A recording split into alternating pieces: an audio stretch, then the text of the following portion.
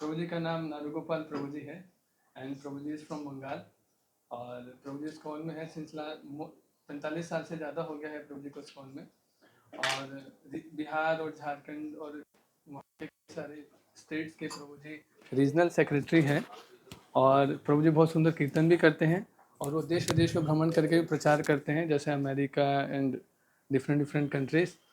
तो हम बहुत भाग्यशाली हैं कि आज हमें प्रभु जी का मतलब संग मिल रहा है। मेरे लिए भी सरप्राइज़ और आप सबके लिए भी सरप्राइज़। सो हम एक बार प्रभु जी को हरे कृष्ण महामंत्र के साथ एक बार उनका वो करेंगे। हरे कृष्णा कृष्णा कृष्णा हरे हरे, हरे राम राम राम हरे हरे। हरे कृष्ण। ओम अज्ञानातिमिरन्धस्य ज्ञानाञ्जनशलाकया चक्षुरुन्मिलितं येन तस्मै श्रीगुरवे नमः। नमः ओम विष्णुपदाय कृष्णपृष्ठाय भूतले श्रीमते भक्तिवेदांत स्वामी नित्य नामिने नमस्ते सरस्वती देवे गौरवाणी प्रचारिणे निर्विशेष शून्यवादी पाश्चात्य देशतारिणे वाञ्छाकल्पतरुभ्यश्च कृपा सिन्धुभ्येव च पतितानं पावनेभ्यो वैष्णवेभ्यो नमो नमः। जय श्री कृष्ण चैतन्य प्रभु नित्यानंद श्री अद्वैत गदाधर श्रीवासदि गौर भक्तवृंद। हरे कृष्णा कृष्णा कृष्णा हरे हरे, हरे राम राम राम हरे हरे। ओम नमो भगवते वासुदेवाय। ओम नमो भगवते वासुदेवाय। ओम नमो भगवते वासुदेवाय।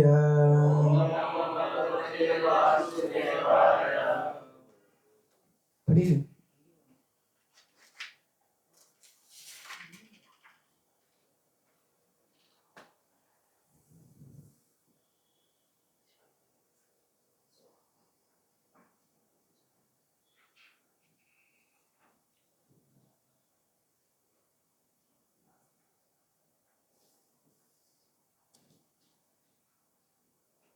এখন অন করেনি তো, যখন আমি বলবো তখন।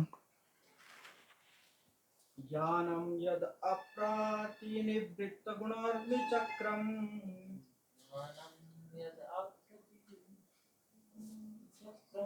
आत्मा प्रसाद उत यत्र गुणेष्वसङ्गः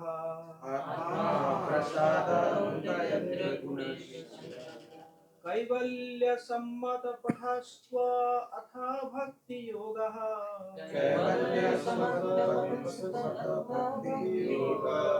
को निर्वृतो हरिकथा सुरतिं न कुर्यात्।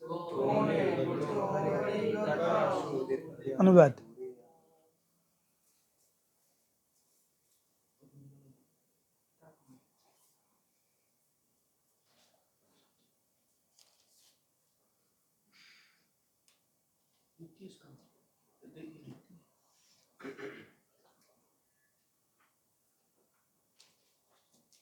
परम भगवान श्री हरि विषय दिव्य ज्ञान वो ज्ञान है जिससे भौतिक गुणों की तरंगे तथा भंवरे पूरी तरह थम जाती है। ऐसा ज्ञान भौतिक आसक्ति से रहित होने के कारण आत्मतुष्टि प्रदान करने वाला है और दिव्य होने के कारण महापुरुषों द्वारा मान्य है। तो भला ऐसा कौन होगा जो इससे आकृष्ट नहीं होगा। तो आप थोड़ा पढ़ेंगे, मैं बोलूँगा, ठीक है? नहीं, I'll say something and then you read little bit of the purport, then I speak like that. प्रेम से बोलिए हरे कृष्णा। हरे कृष्णा। पटना से आप सब आए हैं, स्वागत है गाया धाम में। ये भी आपका ही घर है।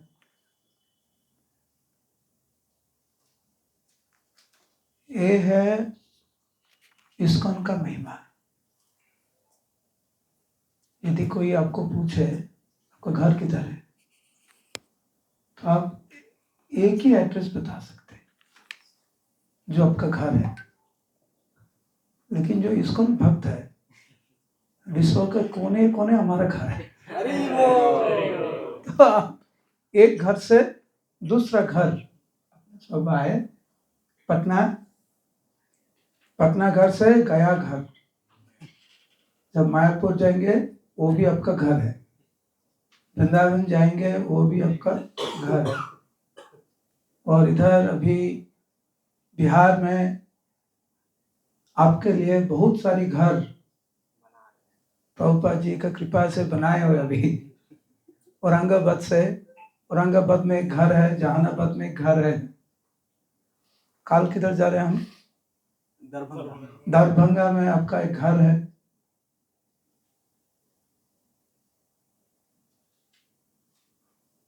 एक बार रात 1 बजे प्रभुपाद जी गोपाल कृष्ण महाराज को बुलाया, रात 1 बजे, और उन्होंने बोला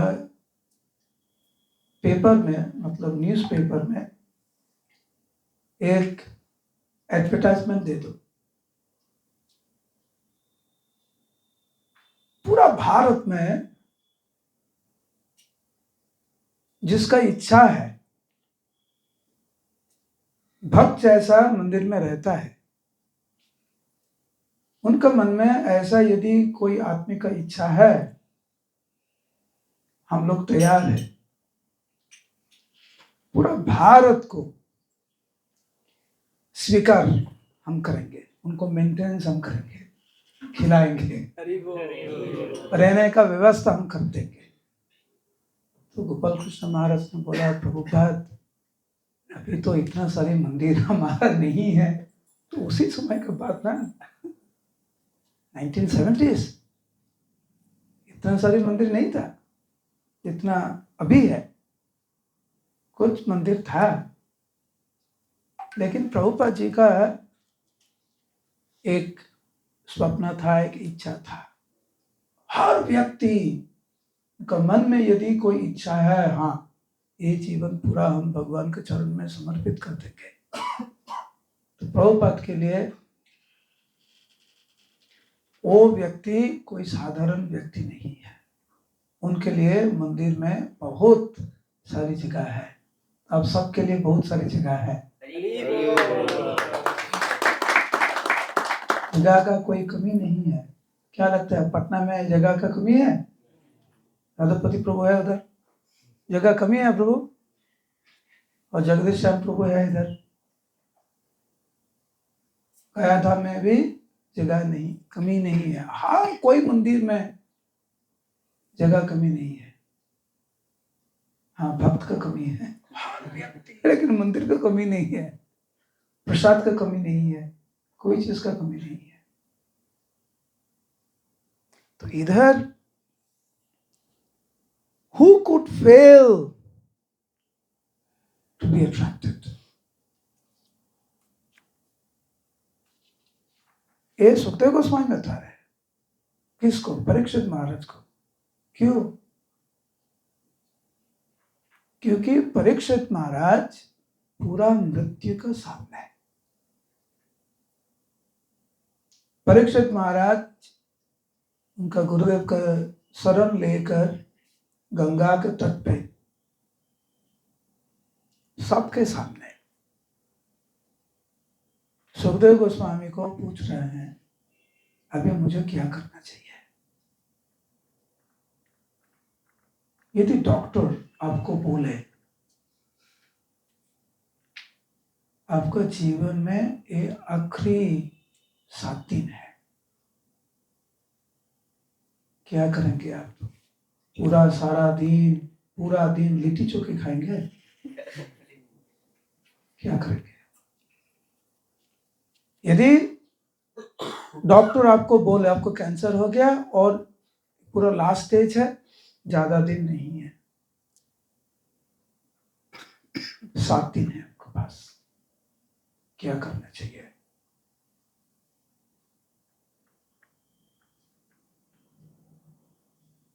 तो स्वाभाविक से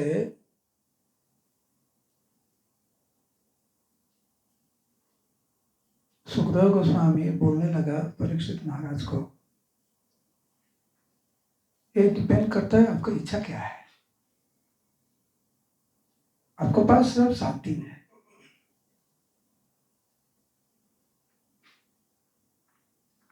आप राजा बनना चाहते हो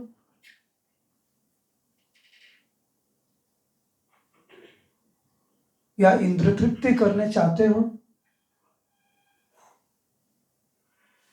शत्रुओं का दमन करने चाहते हो, महावीर बनना चाहते हो, क्या चाहते हो आप? इस भौतिक संसार में और ज्यादा दिन तक रहने का इच्छा है? बंगाल में एक फेमस हाउ यू से पोएम, कविता, अच्छा बंगाली में कविता बोलते हैं, ये कविता है उधर, यही देशते जन्म हमार, यही देशते मरी। इस धरती में मेरा जन्म हुआ, इस धरती में हमारा मृत्यु होगा। इस देश में हमारा जन्म हुआ, इस देश में हमारा मृत्यु होगा। वो ठीक है, लेकिन उसके बाद आपका क्या क्या इच्छा है? फिर आने का इच्छा है? आपका जन्म मृत्यु जरा व्याधि बहुत अच्छा लगता है? यदि अच्छा लगता है तो ठीक है, लेकिन यदि आपका इच्छा है जीवन का अंत में भगवत प्राप्ति हो, फिर आध्यात्मिक ज्ञान को जरूर चाहिए।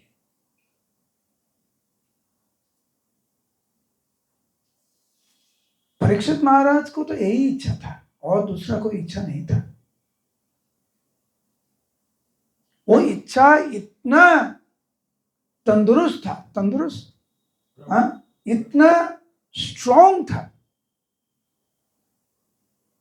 जब साप मिला परीक्षित महाराज को, तुरंत वो पूरा एक पृथ्वी का सम्राट था परीक्षित महाराज। एक सेकंड में सब छोड़ छाड़ के वो चला गया। यदि आपका बैंक में कोई 1 लाख रुपए है, कोई आपको बोले 1 लाख रुपया दे दो, हार्ट अटैक हो जाएगा आपको। आपका प्लेट में 2 रसगुल्ला है और आपके पास में जो है ना एक भी नहीं है, वो यदि बोले आपको तो वो आपके पास 2 है, मेरे पास कुछ नहीं, एक तो दे दो, दुख लगता है इधर। ये थोड़ा रुपया, ये एक रसगुल्ला का बात कर रहा हूं मैं। लेकिन परीक्षित महाराज एक मुहूर्त में, पूरा पृथ्वी का सम्राट था महाराज, सब छोड़ दिया। वो जानते हैं कुछ नहीं कर सकते। हमारा मन में बहुत कुछ इच्छा है, लेकिन भगवान ने सृष्टि किया, इस भौतिक संसार को सृष्टि किया, और सृष्टि का एक ही खास बात है, हम कुछ नहीं कर पाएंगे। तब जाना है, सब छोड़ छोड़ के जाना है, सबको जाना है। इधर कोई ऐसा नहीं है जो स्टूडेंट्स है, इधर ऐसा नहीं है अच्छा कोई नौकरी मिल जाए तो मृत्यु नहीं होगा आपको। क्यों? क्योंकि अच्छा नौकरी मिले ना, ऐसा होता है क्या? नहीं होता। तो इसीलिए सुखदेव गोस्वामी इधर बोल रहे हैं ट्रांसेंडेंटल नॉलेज, आध्यात्मिक ज्ञान। आध्यात्मिक ज्ञान मतलब भगवान कौन है, मैं कौन हूं, प्रकृति कौन है, भगवान का साथ मेरा संबंध क्या है, मेरा साथ प्रकृति का संबंध क्या है, और प्रकृति के साथ भगवान का संबंध क्या है।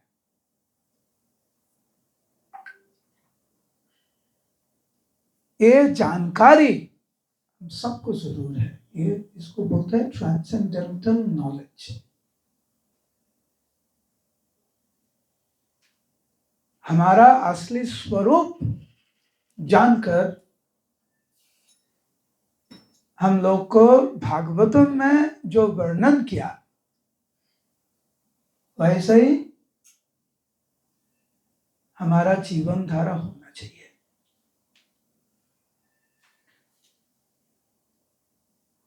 इस अध्याय का नाम है प्योर डिवोशनल सर्विस, शुद्ध भगवत भक्ति, शुद्ध भक्ति।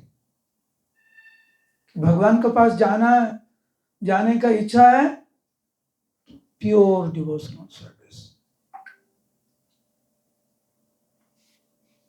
Okay, read the first paragraph. Shrimad Bhagavad Gita के अनुसार शुद्ध भक्तों के लक्षण अत्यंत अद्भुत है। शुद्ध भक्त अपने सभी कार्यों को सदा श्री भगवान की सेवा में लगाता है। ये अद्भुत है। भक्त का जो उद्देश्य है, जो व्यवहार है, पूरा अद्भुत होता है। आप थोड़ा सोचिए, इधर जगदीश श्याम प्रभु है, राधापति प्रभु है, प्रभु जी ब्रह्मचारी है। यौवन में सब कुछ छोड़ छाड़ के मंदिर में आना है, 3:30 बजे उठना है, नहाकर मंदिर में 4:30 बजे संसार दावा क्या है?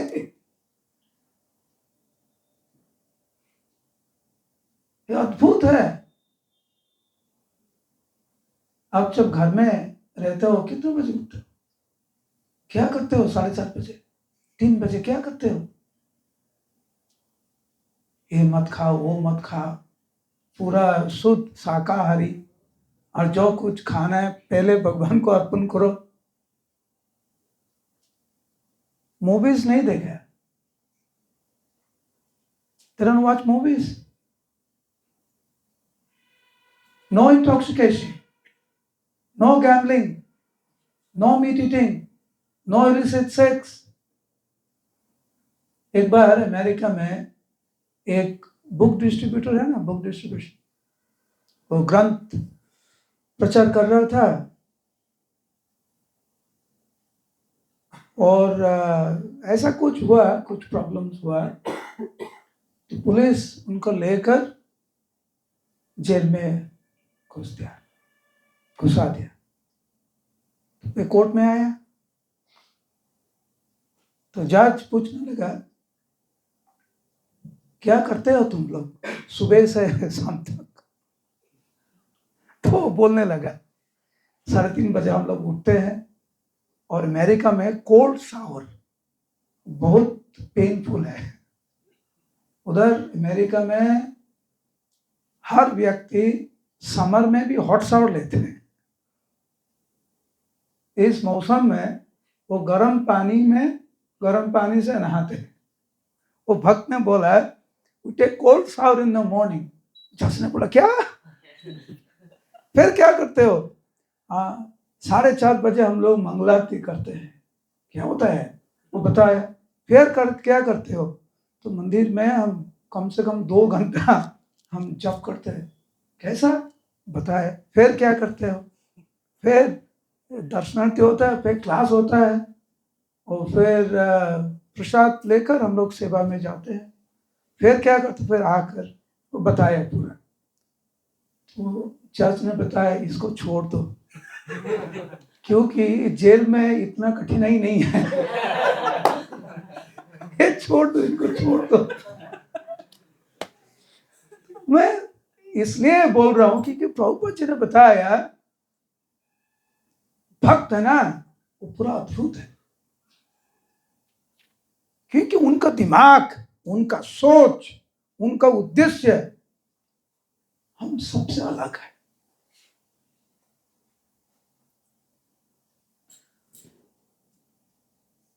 आप गया में आए, कैंप बोलते हैं प्रभु जी। कैसा कैंप? मंदिर में जाओ, भागवत पाठ सुनाओ, फिर प्रसाद लेकर विष्णु पाद पद्म में जाओ, उधर प्रणाम करो, थोड़ा मंत्र पढ़ो, खुद सेवा करो, फिर क्लास, फिर कीर्तन, फिर नाचो, फिर कीर्तन, फिर क्लास, कैंप खत्म।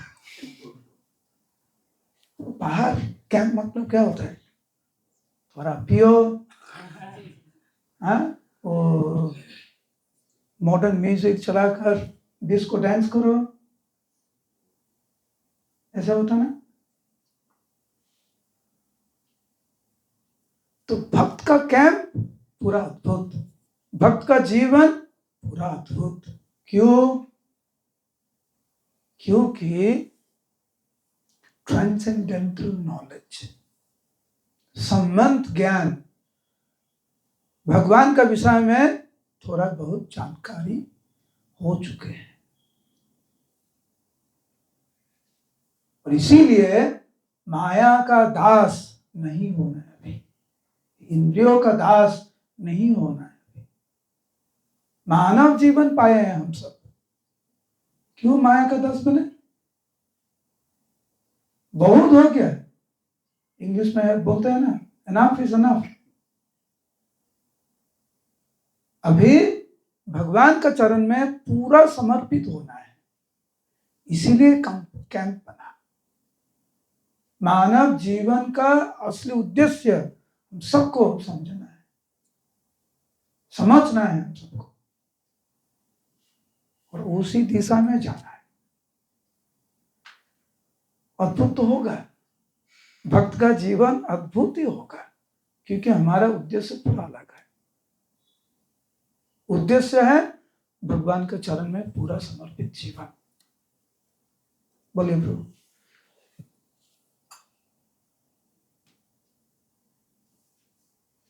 आप पूरा पढ़ दीजिए, क्योंकि go on for our read. इस प्रकार शुद्ध भक्त आह्लाद की भावनाओं का परस्पर विनिमय करते हैं और दिव्य आनंद का आस्वादन करते हैं। यदि किसी प्रामाणिक गुरु के मार्गदर्शन में उचित ढंग से साधना किया जाए तो साधन अवस्था में भी यह दिव्य आनंद अनुभव किया जाता है। परिपक्व अवस्था में इस विकसित दिव्य भाव की परिणति श्री भगवान के साथ उस विशेष संबंध की अनुभूति में होती है जो जीवात्मा की मूल वैधानिक अवस्था होती है। यह अवस्था श्री भगवान के साथ माधुर्य प्रेम तक हो सकती है, जो सर्वोच्च दिव्य आनंद माना गया है। इसलिए इस साक्षात्कार का एकमात्र साधन होने के कारण भक्ति योग कैवल्य कहलाता है। इस संदर्भ में श्री जीव गोस्वामी एक वैदिक कथन उद्धृत करते हैं। एको नारायणो देवः परावराणम परम आस्ते कैवल्य संगीतः। और यह प्रस्थापित करते हैं कि भगवान नारायण ही कैवल्य है, और जिस साधन से मनुष्य श्री भगवान तक पहुँचने में समर्थ बनता है वो कैवल्य पंथा अर्थात श्री भगवान तक पहुँचने का एकमात्र साधन कहा जाता है।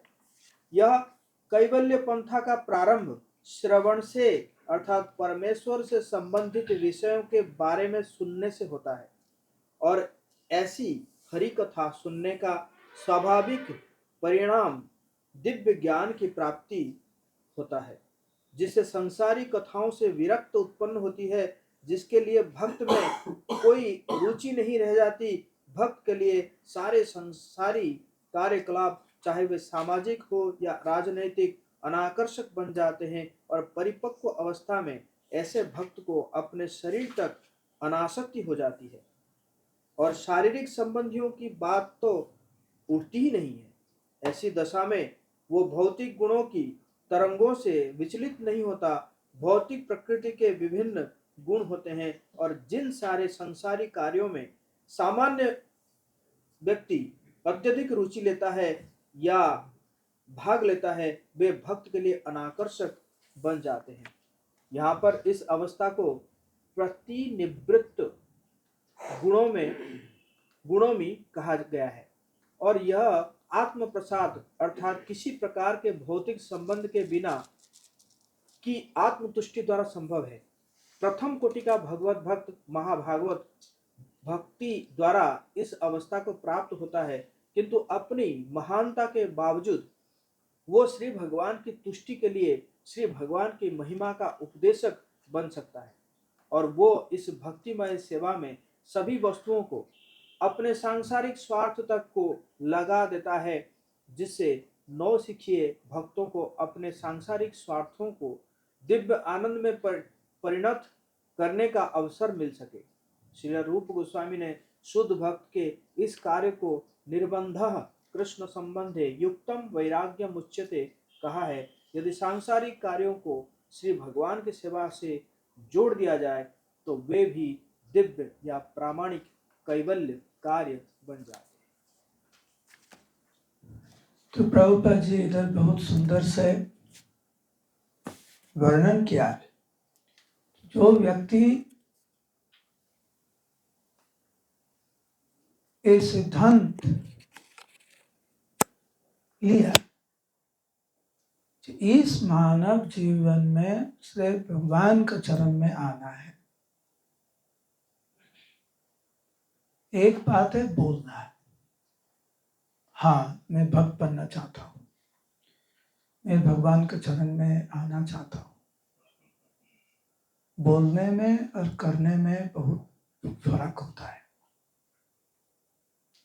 प्रभुपाद जी इधर बता रहे हैं वास्तव में हम कैसे ये कर सकते हैं। हर व्यक्ति का अंदर भगवान ने एक महान गुण प्रदान किया, हर व्यक्ति का। Every individual has a talent.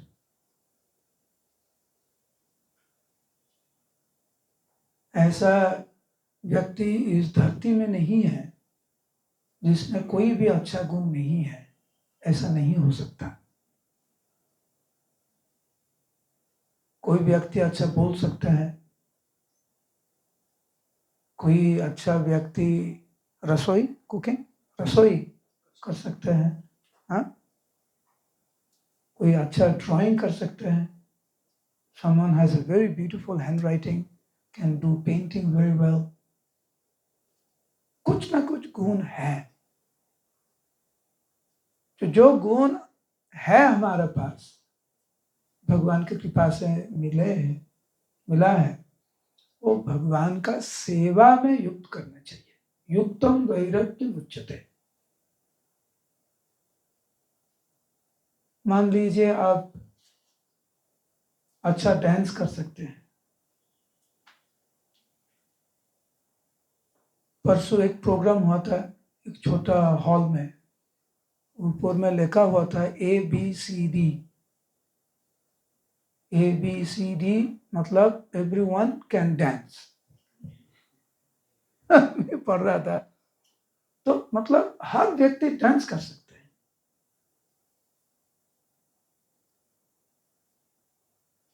क्योंकि अब डांस कर सकते हैं, क्यों ना हम भगवान के लिए डांस करें।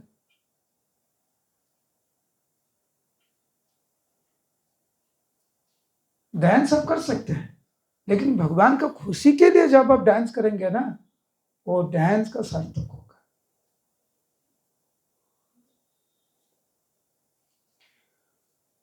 खाने का मन करता है ना कभी कभी हर रोज 3 बार, कभी कभी 4-5 बार भी हो जाता है। आज एक बार हुआ, अभी तक नहीं हुआ। कैसा कैंप है? तो खाने का मन करता है तो साथ खाओ। डांस करने का मन करता है तो भगवान के लिए डांस करो कीर्तन में। कोई जाने का मन करता है तो जाओ, गया धाम में जाओ, तो तीर्थ वृंदावन, मायापुर, पूरी धाम जाओ। युक्तम वैराग्य मुच्यते। जब मायापुर मंदिर मेन गेट है ना हमारा, जो मेन द्वार है, प्रभुपाद जी की इच्छा अनुसार ये श्लोक युक्त प्रपंच कथया बुद्ध हरि संबंध वस्तु न मुमुक्षुभि परित्यागो वैराग्यम फल्गु कथ्यते। वो श्लोक अभी भी है प्रभुपाद जी की इच्छा अनुसार।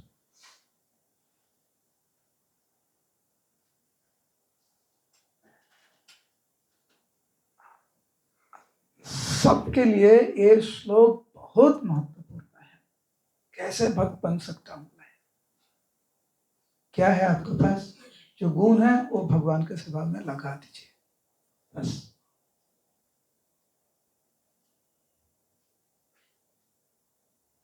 भगवान को कैसे प्यार करें? प्यार मतलब क्या होता है?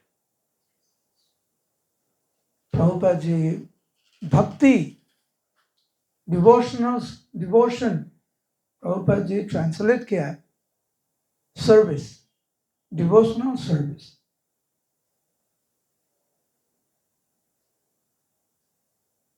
आपको नाचना आता है तो प्यार से भगवान के लिए नाचो। और एक बात प्रभुपाद जी इधर बताया, जो भक्ति का जो 9 अंग है, सबसे ज्यादा सबसे इंपॉर्टेंट है श्रवण और कीर्तन।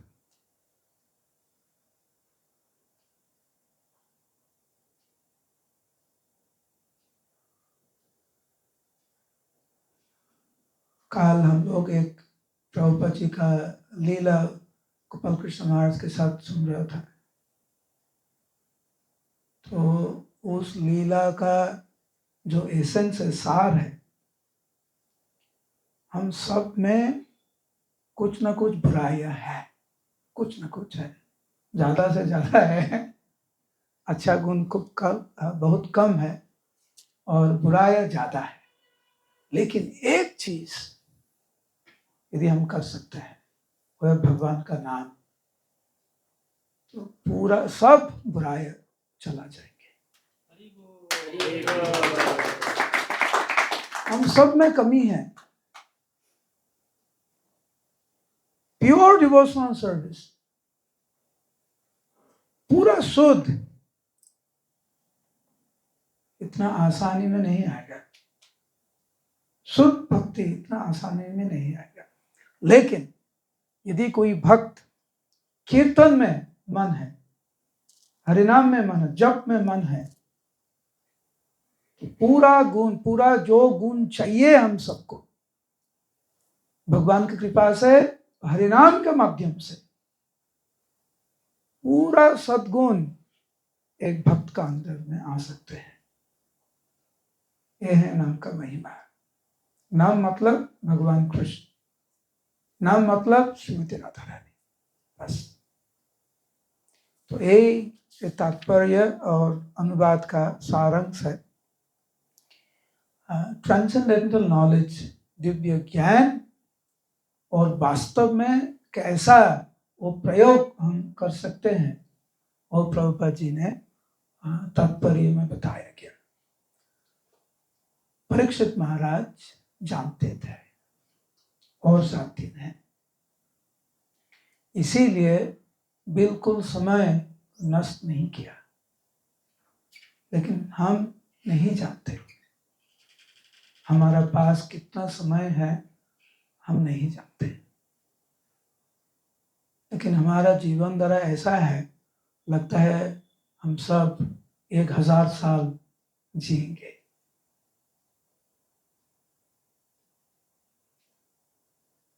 लेकिन किसी को पता नहीं, 1 साल या 1 मिनट किसी को नहीं पता। इसीलिए भागवत श्रवण करना और उसका अनुसार जीवन धारा हम सबको वास्तव में करना है। हरे कृष्णा कृष्णा कृष्णा हरे हरे, हरे राम राम राम हरे हरे। तो क्योंकि आप सब आए हैं, हम एक प्रश्न लेंगे, फिर 10-15 मिनट हम कीर्तन करेंगे, ठीक है? कोई प्रश्न है? एक प्रश्न है?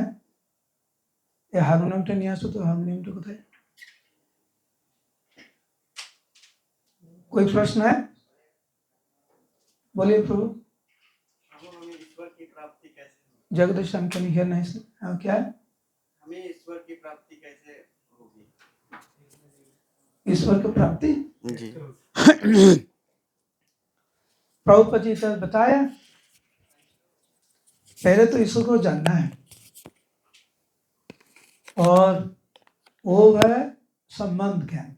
हम क्लास में बताया आज, संबंध ज्ञान मतलब भगवान कौन है, हम कौन है और हमारा बीच में संबंध क्या है,